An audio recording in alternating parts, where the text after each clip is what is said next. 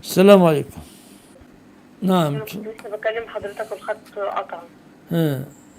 انا اللي كنت بقول لحضرتك داخله مشروع مع والدي وكده. ما أنا قلت لك فضحت في أمك في أمك وفي والدك. انا حكيت لوالدي بس، انا قلت لوالدي بس طيب بالمهاره الحمد يعني. لله، ما شهرتيش يعني. قلت له أم لا حرامية والدي بس. ولا قلت له إيه يعني؟ ماشي ماشي. مثلا قلنا عليه هو، يعني انا قلت له هو كده. بس هما بقى يعني هما زعلوا مني وكده وانا الصراحه مش عارفه اتعامل معاهم ازاي. يعني ابا ودهم ما فيش، حلو. الأمر سهل خالص. أنت توصلت المال لوالدك يشغله لك، بعدين جاءت نسبة ربح ضعيفة، أو جاءت الأول كبيرة وأمك خصمت جزء منها لنفسها، وبعدين كلمت والدك، والدك قال يا بنتي خلاص، زعلوا منك وبدأ يرسل لك نسبة ربح ضعيف، خذي فلوسك بس، مش مشكلة.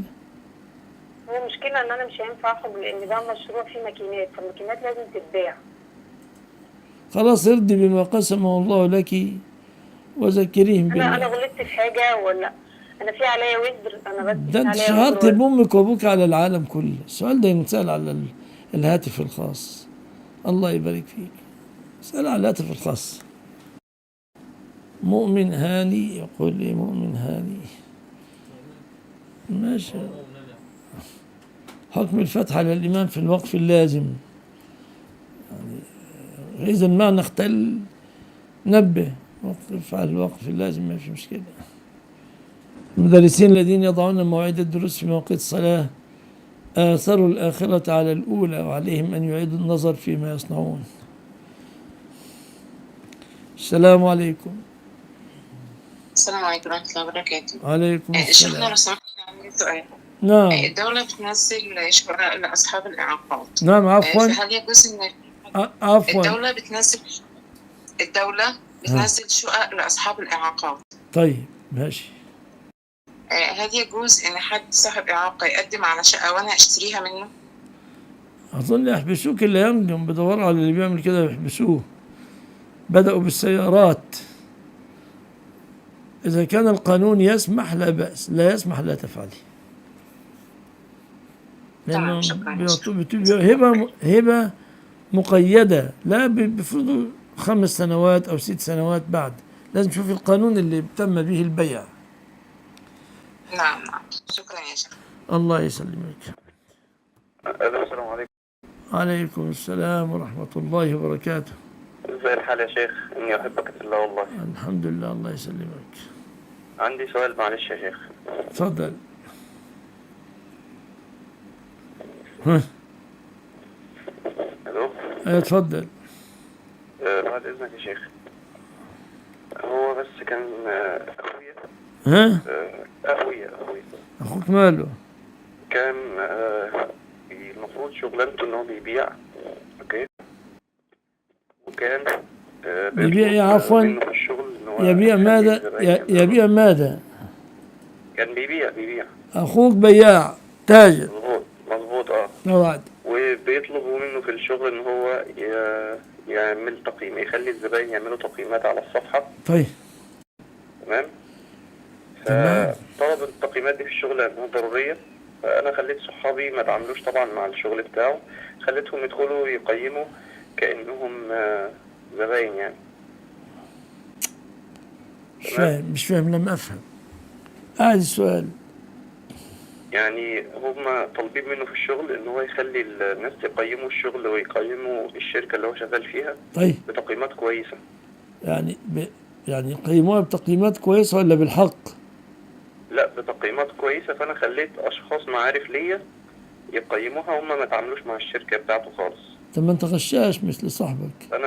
فأنا طلبت، يعني حسيت بإن ده غلط. واتصل أسأل، لأن لو في الموضوع ده داخل فيه فلوس أو كده كمكافأة من الشركة، ده يعتبر مال حرام طبعا. ماشي. هل ده صحيح؟ اللي أنت عملته غلط، أنت مزور. أنت وهذا قلت المال للناس حرام طبعا. أنت قلت للناس يدخلون لتقييم طيب وهم لم يتعاملوا مع هذا الشخص، صح يا شيخ. فساعدت على الغش. استغفر الله وتصدق بجزء من المال. السلام عليكم. وعليكم السلام ورحمة الله وبركاته. هلا بشيخي. تفضل الله يحفظك. لا فضلك شيخ، عندي 3 أسئلة يا شيخ، لا عشان ما أطيل عليك يا شيخ. تفضل. السؤال الأول يا شيخ، نريد القول الفصل في الوضوء من لحم الإبل يا شيخ، لأني قرأت للشيخ النووي رحمه الله أنه جوز هذا، يعني قال أن الحديث اللي ورد فيه إنه يعني ليس النووي فقط،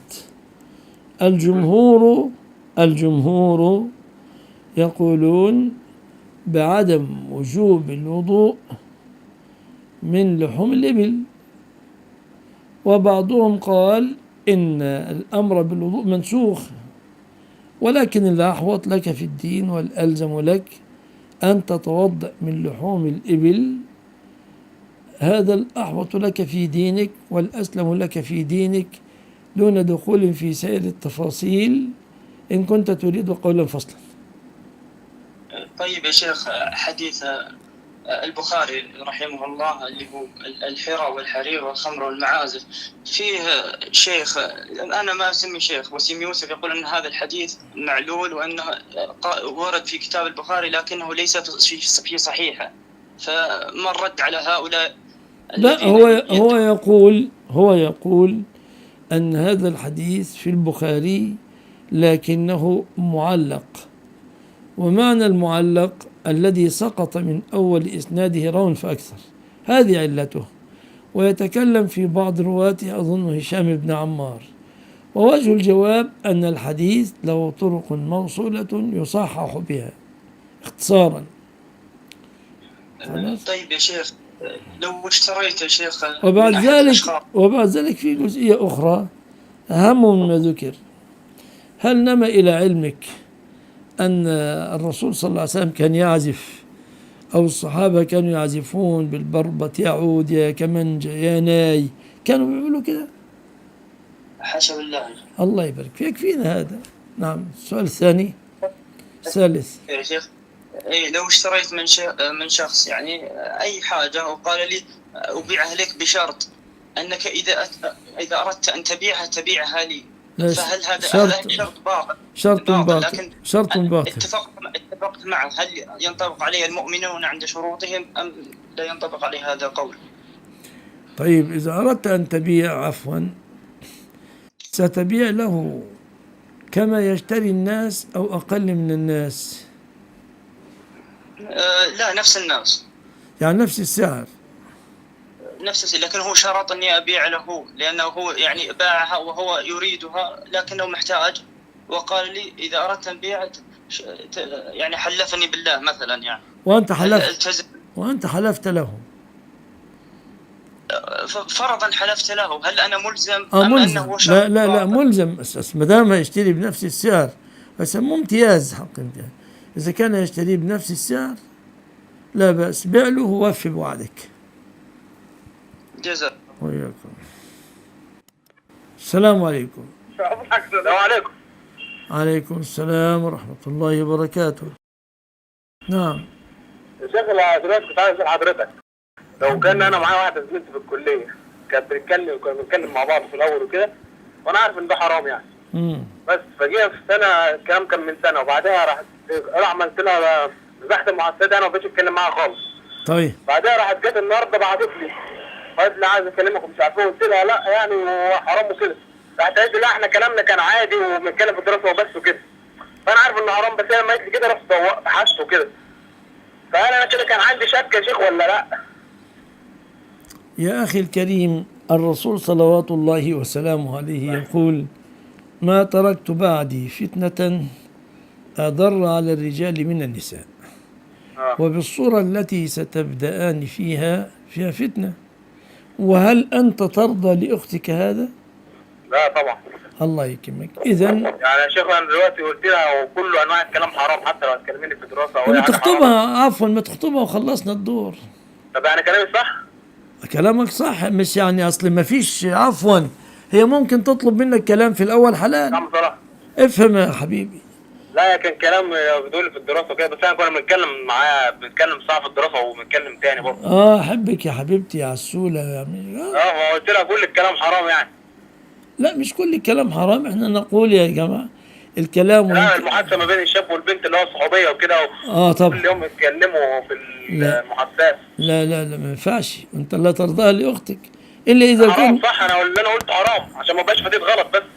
ما هو اذا جيت تفصل في كلام حلال وكلام حرام، يعني في واحده بتتصل الان، واحده الان تتصل تسالنا سؤالا ما يعني استطعنا. مثلا ايه نوع الكلام الحرام اللي يكون ما بين اصحاب الكليه؟ ما انت عارف احسن مني، انت انا هعلمك، ده انت يكون استاذ، مثلا دي بعض المحاضرات وكده. انت استاذ يا حبيبي، انت عارف كل حاجه صح.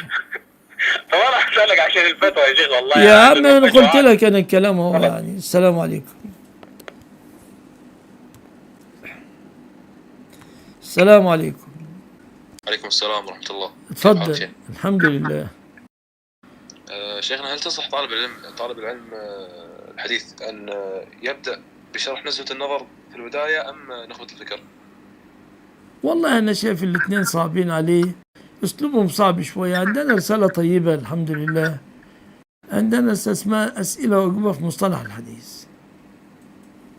طيب فيما بعد مثلا إذا أخذ متن والله أنا عاملين منهج، عندنا منهج لتعليم الحديث. من أي البلاد أنت؟ الكويت. طيب ممكن تقرأ في كتاب أسهل عندكم، كتاب الشيخ الطحان.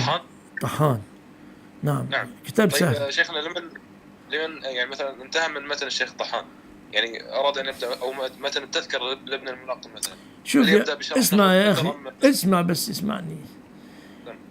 كتاب الشيخ الطحان إذا كنت يعني تريد تتعمق شيئا ما، فعندك كتاب اسمه التقييد والإيضاح، قوي شوية، لكن في شيء أهم وهو الناحية العملية التدريبية زي أي علم من العلوم. أنت تعلمت في الطب، لكن لازم تدخل المستشفى تعرف كيف تضرب الإبرة للمريض، كيف تقيس الضغط. فالناحية العملية التطبيقية مطلوبة.